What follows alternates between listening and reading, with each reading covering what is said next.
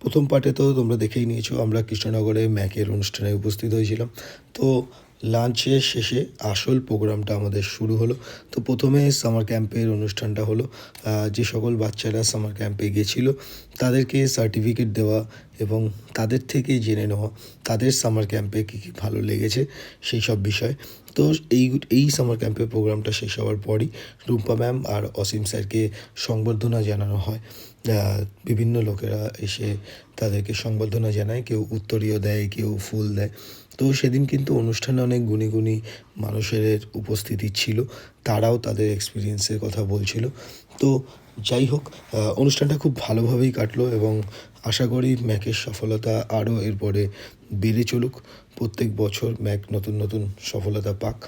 এবং ভিডিওটা এখানেই শেষ করছি। ভালো লাগলে অবশ্যই লাইক করো এবং ভিডিওটা দেখতে থেকেও চ্যানেলে নতুন হলে ফলো করে দিও, সাবস্ক্রাইব